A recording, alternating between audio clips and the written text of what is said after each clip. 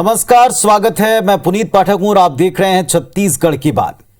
देश की आजादी के 75 साल होने पर आजादी का अमृत महोत्सव सारे देश में मनाया जा रहा एक अमृत काल है।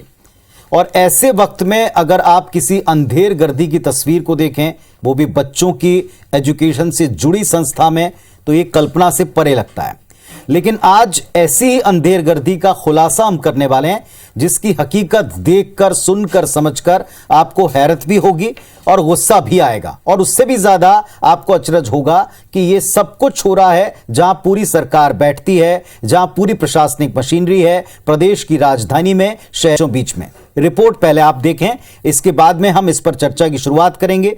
यह भी आपको बता देंगे कि इस पर आज एक बड़ा ही विस्तृत पैनल हमारे साथ में जुड़ रहा है। पहले देखें रिपोर्ट।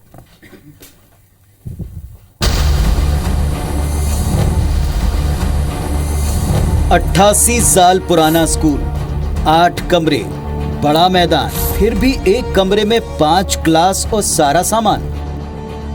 किसने किया कब्जा? वसूला किराया, खोली दुकान।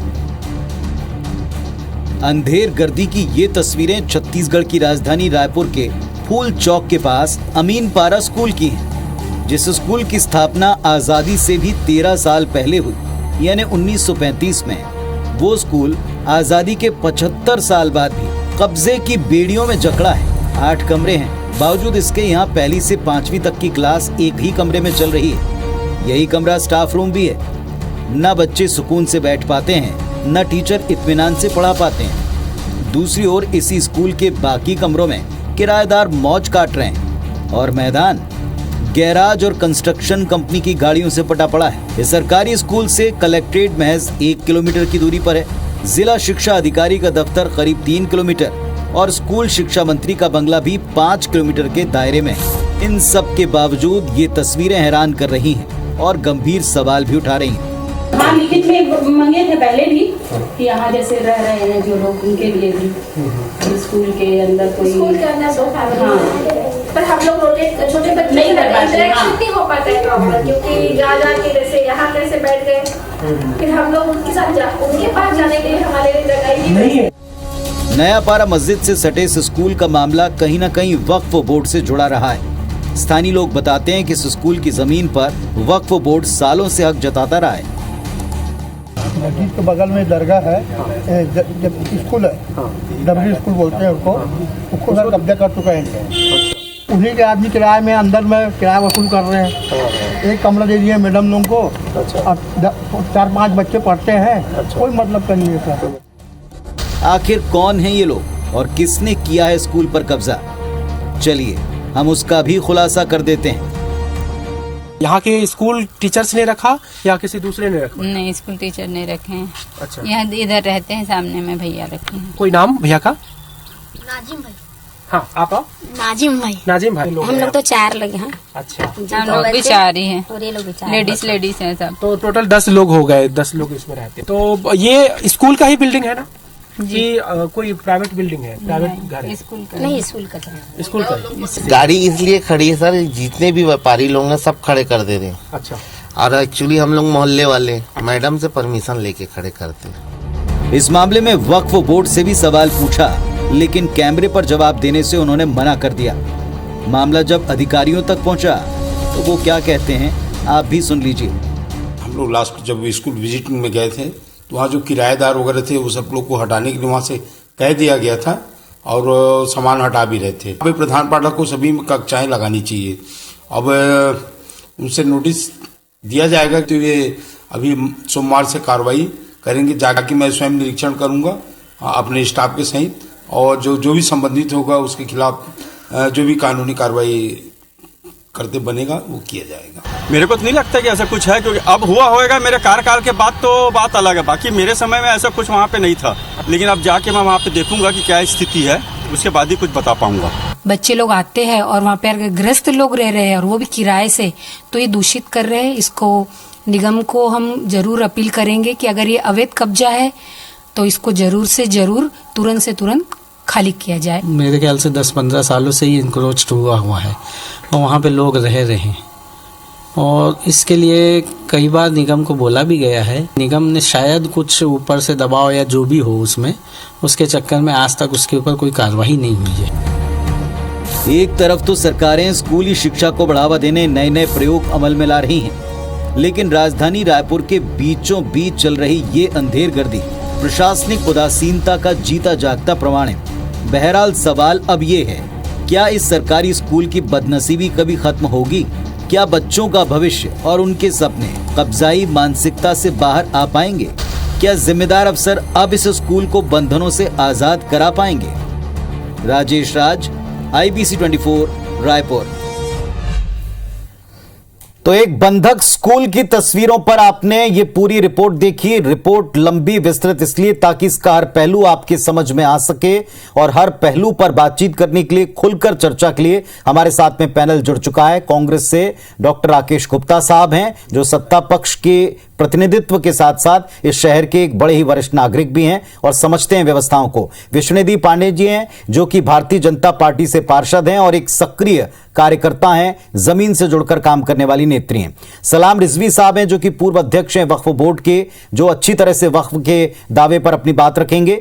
आप लोग बिना किसी बाधा के अपना ओपनिंग स्टेटमेंट रखें 90 सेकेंड्स के भीतर। शुरुआत चूंकि वक्फ बोर्ड के दावे से यह बात उठती है, जितनी पड़ताल हमने की है। सलाम रिजवी साहब, आपका भी एक तजुर्बा रहा है, आपको क्या लगता है, क्या वक्फ पर यहां पर कोई अधिकार है, कोई दावा है? और ये जो तस्वीर है कि स्कूल के भीतर किराएदार रह रहे हैं बच्चे एक कमरे में, आपको ठीक लगता है? नहीं, जहां स्कूल है वहां पर किसी तरीके से अनाधिकृत कब्जा होना वो ठीक नहीं है। इसका तो मैं भी विरोध करता हूं। पर रहा सवाल, जो कमरे अभी यहाँ पर स्कूल लग रही है उसकी हालत बहुत जर्जर है। ऐसे स्कूल में, ऐसे कमरों में बच्चों को बैठाल के पढ़ाया जाना, ये भी एक खतरा है कि वहाँ कभी वो बिल्डिंग गिर जाए, खपरे गिरते हैं वहाँ, तो दुर्घटना हो सकती है। इसलिए ऐसी स्कूलों को तो बंद कर देना चाहिए। मैं चूँकि वक्फ बोर्ड का जब मैं चेयरमैन था, ये पूरी ज़मीन खसरा नंबर 649 के अंतर्गत आती है।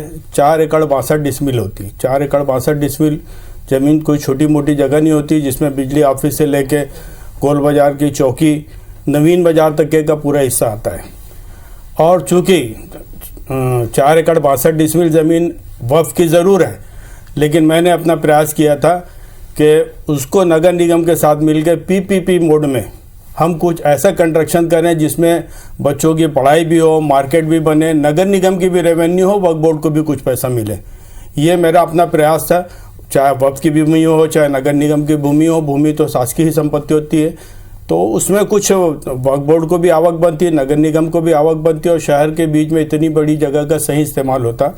फिलहाल वहाँ जो कब्जे हैं वो, उसके पीछे कारण यही है कि जो स्कूल जो जर्जर हो गई है, उसके चलते वहाँ स्कूल चलाया जाना कि ये खतरे का काम है। लेकिन एक सवाल ये भी उठता है साहब कि क्या जानबूझकर कहीं ऐसी स्थिति ला तो नहीं गई ताकि वो स्कूल ही बंद हो जाए, ताकि वो बेशकीमती जमीन जो जिक्र किया जा रहा है वो ऐसे कब्जों में छिप कर रह जाए? ये भी एक सवाल है जो आपकी बातों से क्लियर होता है। डॉक्टर राकेश गुप्ता जी, क्या कहेंगे? सरकार की नाक के नीचे, प्रशासन की नाक के नीचे, बीचों बीच शहर में आप जैसे तमाम वरिष्ठ लोग जो इस जगह को अच्छे से पहचानते हैं, कैसे हो रहा है? कौन दोषी लगता है इसके लिए? पुनीत भाई, जिस स्कूल की बात की जा रही है और जिस खेल के मैदान की बात की जा रही है, उस खेल के मैदान में मैं भी खेला हूँ।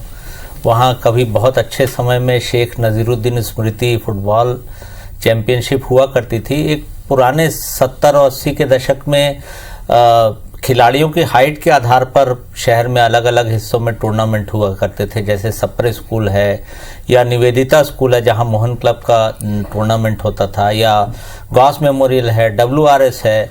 ऐसे मैदानों पर लगातार स्कूल के टूर्नामेंट होते थे और अलग अलग टीमें खेलती थी। उस स्कूल में मैं भी खेला हूँ, नवीन मार्केट के बगल में जो स्कूल है। हालांकि मैदान बहुत छोटा था, जैसा एवरग्रीन और बैजनाथ पारा का स्कूल का हुआ करता है। मुझे लगता है कि रायपुर जैसे जैसे बढ़ा, शहर की ज़रूरतें बढ़ती गई, तो लोगों ने इस प्रकार के खाली मैदानों पर कब्जा करना शुरू कर दिया। ये मुझे लगता है कि उसी अभियान का अंग होगा जो अलग अलग लोग स्कूल के मैदानों या खाली ज़मीनों पर कब्जा किए बैठे हैं। शिक्षा और स्वास्थ्य एक बहुत बड़ी प्राथमिकता राज्य सरकार की है। मुझे लगता है कि बच्चों के स्कूल यदि उसी जगह पर बनाए जाए तो आसपास की घनी बस्तियों के जो गरीब बच्चे हैं या जो जिस प्रकार के स्वामी आत्मानंद स्कूल के कंसेप्ट लाए जा रहे हैं, इस स्कूल को उसी कंसेप्ट में डेवलप किया जाए जैसे शहीद स्मारक और बीपी पुजारी स्कूल का कंसेप्ट है। और घनी बस्तियों के बीच दर संख्या बहुत अच्छी है, तो समय रहते इसको खाली करा के फिर से स्कूल की शक्ल दी जाए, खेल का मैदान बनाया जाए। थोड़ा सा मैं आपको उसमें और आगे सुनूंगा, लेकिन आपने भी एक कंस्ट्रक्टिव और अच्छी बात की, पर यहाँ जवाबदेही तय करने की बात है। अधिकारी हैरान करने वाला जवाब देते हैं कि अब आपने बताया तो हम सोमवार से दिखवाते हैं क्या होगा। ये एक दिन के कब्जे नहीं है, साफ दिख रहा। विशुद्धनी पांडे जी हैं, तेज तर्रार आप वक्ता भी हैं और पार्षद भी हैं। किसी वार्ड में ये सब कुछ सालों से चल रहा है, पार्षद को पता ना चले, पूछे जाने पर कहें ये मेरे कार्यकाल के बाद हुआ होगा, कितना आपको जायज जस्टिफाइड लगता है? देखिए, ये तो संभव ही नहीं है कि किसी को पता ना हो। इतनी बड़ी धांधली हो रही है वार्ड में और पार्षद को पता ना हो, पूर्व पार्षद को पता ना हो, ये थोड़ा सा मुझे अजीब लग रहा है। हो सकता है वर्तमान पार्षद की जानकारी में ये चीज ना आई हो, घनी बस्ती है वो, तो मैं इसमें ज्यादा नहीं कहूंगी। लेकिन इस मामले में मैं एक बात कहना चाहूंगी, जैसे कि हमारे वक्फ बोर्ड के पूर्व चेयरमैन जी ने कहा कि लगभग 4.5 एकड़ की वो जमीन है और इन्होंने स्पष्ट मतलब कह दिया बिना कोई दस्तावेज, जैसा कि हम पहले भी सुनते आए हैं कि वक्फ बोर्ड ने अगर कह दिया कि जमीन मेरी है मतलब वो मेरी है, कोई दस्तावेज की आवश्यकता है नहीं। जैसे अभी की रिजवी भाई साहब ने कहा कि 4.5 एकड़ जो जमीन है वो वक्फ बोर्ड की है और ये इनका बड़प्पन है कि इन्होंने उसको बिजली ऑफिस के लिए, स्कूल के लिए दिया। इनका बड़प्पन है, जैसा कि अभी इन्होंने कहा है ना। तो हमें तो इनका आभार करना चाहिए कि भाई अभी कुछ दिनों बाद तो हमको लग रहा है, जैसे अभी दुर्ग का हमने सुना था 13 एकड़ जमीन वक्फ बोर्ड की है, तो कुछ दिनों बाद हम ये भी सुनेंगे कि पूरा रायपुर वक्फ बोर्ड की है। और इनका ये हमारे प्रति हम लोग इनका आभार प्रदर्शन करेंगे कि हमको रहने के लिए घर दिया जा रहा है वक्फ बोर्ड के द्वारा। जैसे कि तमिलनाडु में अभी हुआ, 90% जहां हिंदू बाहुल्य एरिया है वक्फ बोर्ड की जमीन हो गई। 1500 पुराना मंदिर जो इस्लाम के आने से पूर्व का मंदिर था वो भी वक्फ बोर्ड का हो गया। तो धीरे धीरे इनका एक एजेंडा जो चल रहा है ये कितनी आसानी से बोल रहे हैं। मैं अभी पूछना चाहूंगी इस मंच आपके इस टीवी डिबेट के माध्यम से रिजवी जी से, क्या 4.5 एकड़ इन्होंने जितने अच्छे से कहा कि वक्फ बोर्ड की है, कोई दस्तावेज दिखाएंगे कि वक्फ बोर्ड की जमीन है? चलिए, एक शासकीय स्कूल को आपने अपने हाईजैक किया, आपने हाईजैक किया। आज मुझे दया आती है उन बच्चों को देखकर। आपका समय भी पूरा हुआ और आपने बात भी पूरी रख दी। रिजवी साहब, चलिए आप ही से शुरुआत करते हैं। जो यहां पर इस पे पांडे जी का ये कहना है, पांडे मैडम का, वो साफ कह रही हैं कि आपने हक जता दिया और एक एहसान भी जता दिया कि हमने प्रयास किया। क्या बच्चों के पढ़ाई लिखाई के लिए जो जगह, उन कमरों में किसी को भी किसी दूसरे किराएदार रखने की छूट है? बिल्कुल नहीं। उत्तर भी दे सकते हैं आप जो कहा है विश्वदिनी जी ने। हमारी बहन ने जो कहा कि दस्तावेज की बात है, तो दस्तावेज तो माननीय सुंदरलाल पटवा साहब जब मुख्यमंत्री थे मध्य प्रदेश के टाइम, उन्होंने विधानसभा के पटल पे वो कागज रखा था जिसमें 4 एकड़ 62 डिसमिल ज़मीन वक्फ की ज़मीन उन्होंने बताया था, उसके दस्तावेज मौजूद। और उसके अलावा ये फजले करीम के बाड़े के नाम से जाना जाता है, जिसके दस्तावेज जहाँ चाहे हमारी बहन जाके देख सकती है। वक्फ बोर्ड में से बोले तो वक्फ बोर्ड से मिल जाएगा, मेरे से देखना चाहें तो मैं भी बता दूंगा। मैं भी दस्तावेज रखता हूँ पूरे, जिसमें फजले करीम के बाड़े के नाम से वो पूरा एरिया पूरे नक्शे के साथ में है। लेकिन फिर भी ज़मीन को कोई समाज लेके क्या करेगा? आज मुस्लिम समाज के पास इतना पैसा नहीं है कि उसका यूटिलाइजेशन कर सके।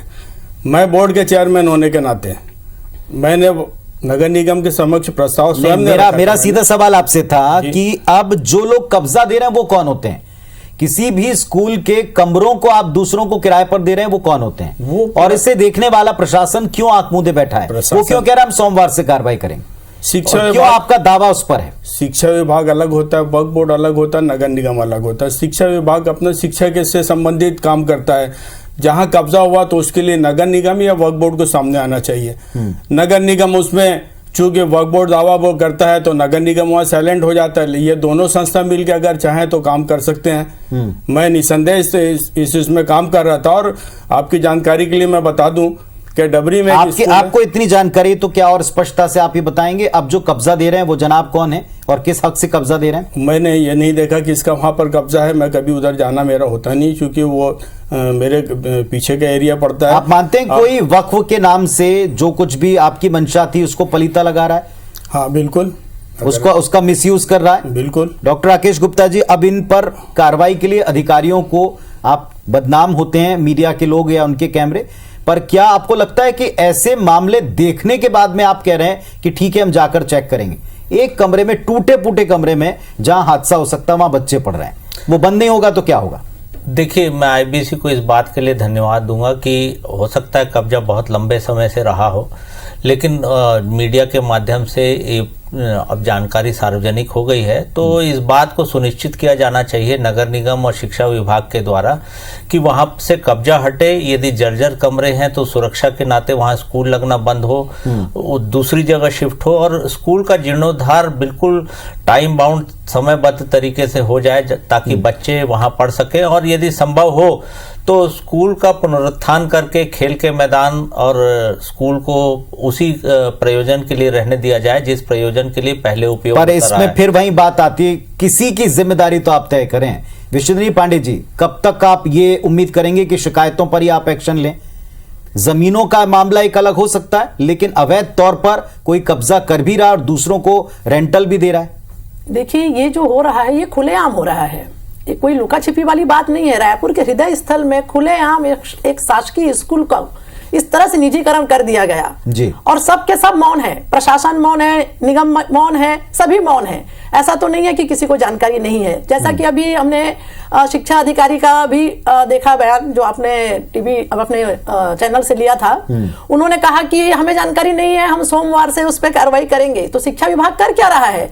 आपने एक चीज और नोटिस किया होगा, मैंने आप ही के चैनल में देखा उस लिंक को, कि स्कूल में लिखा है उर्दू स्कूल।